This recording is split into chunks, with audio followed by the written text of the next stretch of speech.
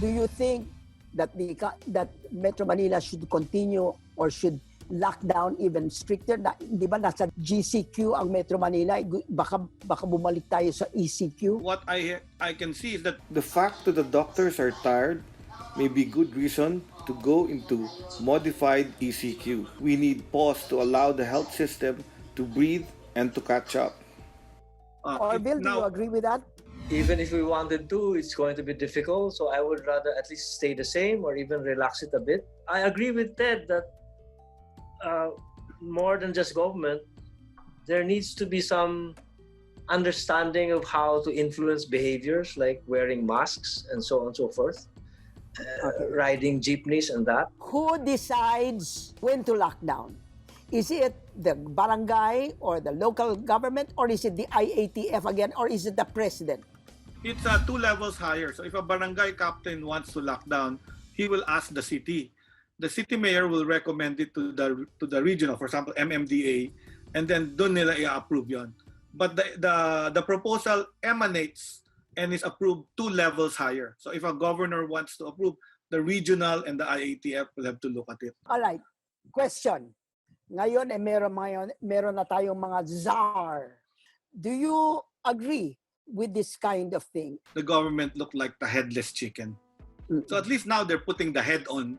You know, when you say a czar, someone who's supposed to be the leader and who will make the conductor. I'd rather call it more a conductor than because I think there are so many things running in a system, in a health system that fights a pandemic. So nag-create kayo ng, ano nangyari sa IATF? Hindi ba yung chair ng IATF, tapos yung implementer ng IATF, hindi ba ayun ang czar?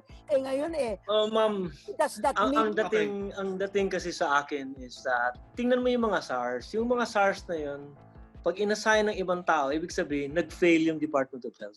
So, Dean Solon, you're saying that the creation of these czars, CZAR, tracing, testing, etc., is really a slap on the Department of Health, and it's a coping mechanism for something that's not there. I disagree because I think in a pandemic, there are social, political, economic, and health issues all combined all together.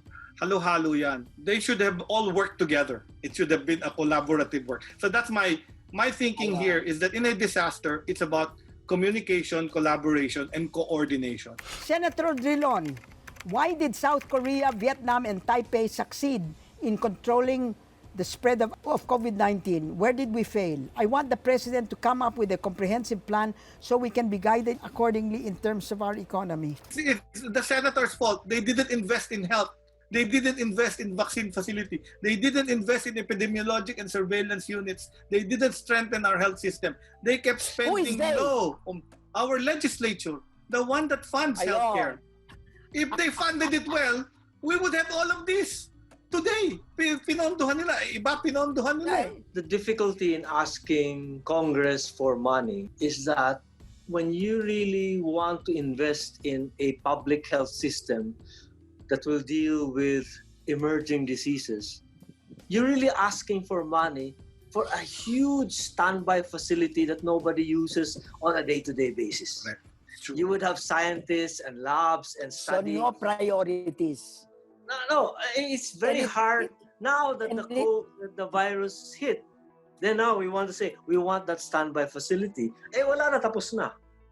Vietnam and Taiwan and Thailand, they got all scared with SARS. And so they invested in those things because the threat was real. So that is your answer. My answer is that we were spared. We were so lucky. We praised and so you whoever didn't do praised. it. Then we said, wag na muna tayo mag-invest in those expensive standby capacity.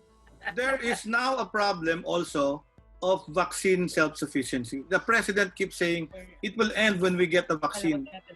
One of our problems is that we don't have vaccine self-sufficiency. In fact, this was one of my projects when I was undersecretary, because I wanted the Philippines to be able to produce its own vaccine, because we don't have the production lines. We do we don't. So we cannot. We cannot. So we have to import.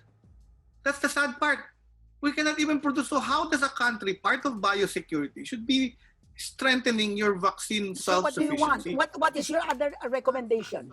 Another part of that, aside from creating a CDC, is to create a whole scientific laboratory of virology and vaccine production. And because we used to have, but we made it into a shopping mall. We used to make our own Cobra anti-venin, our BCG vaccine. We used to have all of those. But then we destroyed it and we started to import from other countries. It's the same as food security. I call it vaccine security. So we need to build that as well. Thank you very much, Dr. Herbosa. Thank you very much, Dr. Solon. I am sure our mga kapuso enjoyed the conversation because it was so free of politics. What I have learned today is that, one, you cannot use these statistics just as statistics. You have to choose the right statistics. And we were given the right statistics. The recovery rate, the case fatality rate, the incidence rate, etc. And even with that, there were caveats, mga kapuso. So do not compare the Philippines with Vietnam or the Philippines with Indonesia, because they have different maybe cultures, they have different things. And as Dr. Solon said, these other countries were hit by SARS and they were prepared. They are now more prepared for COVID. Kailangan lang konting use of the mind and less politics, please. And more, evidence-based. Evidence-based. Kaya natin yan, mga kapuso. Pero you're not out of this yet. Kailangan, sabi ni Ted Herbosa, sabi ni Orville Solon, pag nag-lift ng lockdown, parang nakakalimutan na natin ang kailangan natin gawin. Importante, wash hands. Importante, mask. Importante, social distancing. That is with us for the rest of the year and for next year.